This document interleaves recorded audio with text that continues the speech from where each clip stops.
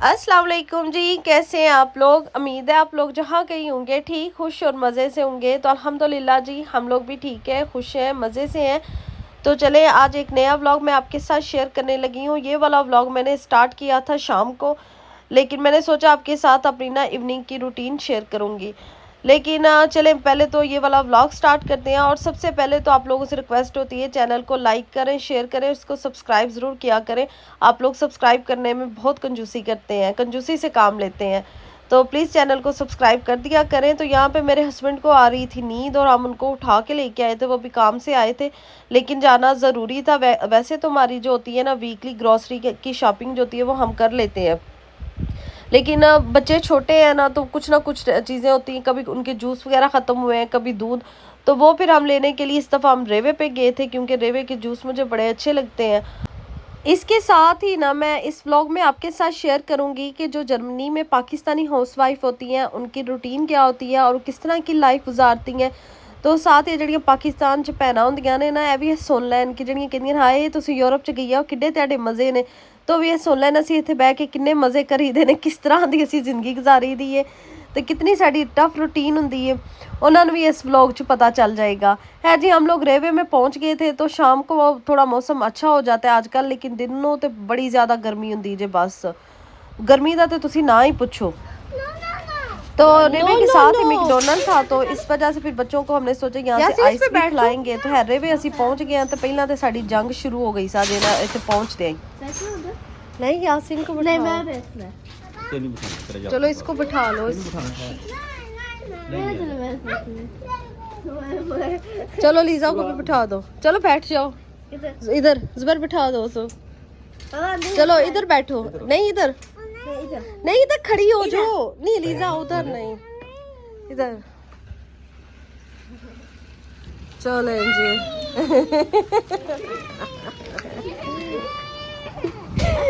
धक्के दे रहे उसको।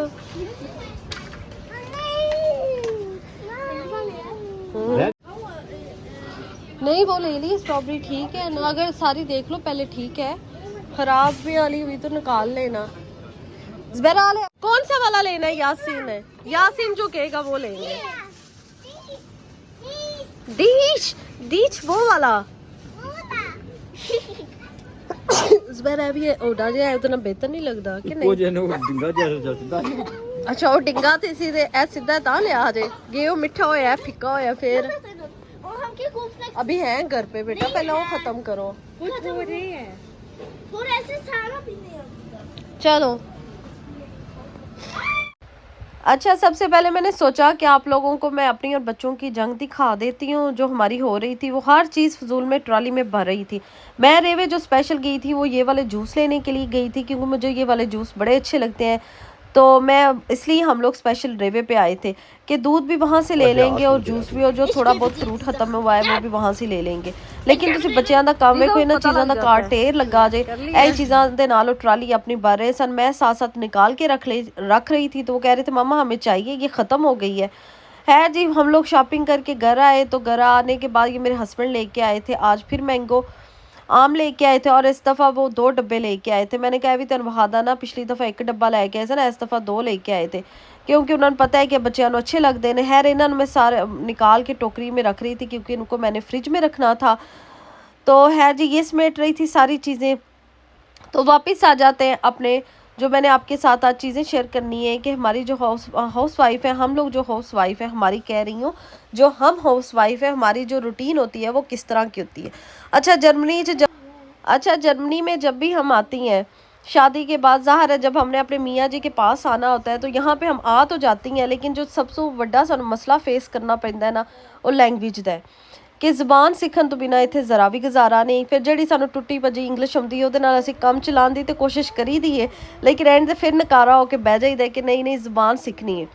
इसलिए कहनी है कि हाउस वाइफ जड़ियां होंदियां ने बड़ियां टैलेंटेड होंदियां ने, उन्हां च बड़ा टैलेंट हुंदा वे, उन्हां नूं तुसीं डीग्रेड ना करिया करो कि घर रहिंदियां ने, घर दे काम करदियां ने, ए की करदियां ने। फिर इसके साथ ही उन्होंने अपनी लैंग्वेज भी सीखनी होती है, डॉइच भी सीखनी होती है। वो फिर इस तरह करती हैं कि लैंग्वेज जो स्कूल होते हैं, शप्राख शूले होते हैं, वहाँ पे फिर वो एडमिशन भी लेती हैं, क्योंकि उन्होंने उसको सीखना भी होता है। फिर अगर बच्चे साथ हैं तो फिर उनकी भी उन्होंने सारा पूरा घर संभालना होता है। बच्चों को सुबह सुबह स्कूल छोड़ना है या किंडरगार्टन छोड़ना है, घर के काम भी करने हैं सारा दिन। फिर बच्चों ਦੀਆਂ ਛੋਟੀਆਂ ਮੋਟੀਆਂ ਟਰਮੀਨਾਂ ਵੀ ਉਹਨਾਂ ਖੁਦ ਭੁਗਤਾਨੀਆਂ ਨੇ। ਹਸਬੈਂਡ ਦਾ ਤੇ ਇਹੀ ਹੁੰਦਾ है कि यहाँ से काम कर लीजिए या फिर ਤੁਹਾਡੇ ਨਾਲ जाके टर्मीना भुगता लीजिए। जब आप आते हैं ना तो आप पे ये सारी जिम्मेदारियां पड़ जाती हैं। डॉक्टर के पास भी जाना है, बच्चों को लेके भी जाना है। फिर जड़ी तेन टुटी भजी कुछ इशारे ना ਜ਼ਬਾਨ ਆਉਂਦੀ है, कुछ फिर तुसी इंग्लिश दी बोलते हो, कुछ डोइच दी बोलते हो। ਇਹ शुरू ਦੇ साल ਤੁਹਾਨੂੰ फिर मुश्किल फेस करनी पड़ती है। है जी ਇਹ लोग भी बहुत अच्छे ने, फिर समझ जाते हैं कि नए नए आए ने, फिर बड़ा हैल्पफुल होंदा है बहुत। फिर वो हेल्प करते हैं इस चीज़ च। है जो ज़ुबान सीखनी है, फिर बच्चों को स्कूल छोड़ना है, फिर आके वापस घर के काम भी करने ने, कपड़े मशीन कपड़े धोने हैं, बर्तन धोने हैं, और जितने घर के सारे काम ने असा करने ने। फिर दोपहर को यह भी फिक्र होंगी कि बच्चों ने आना है, उनके लिए खाना भी रेडी होना चाहिए।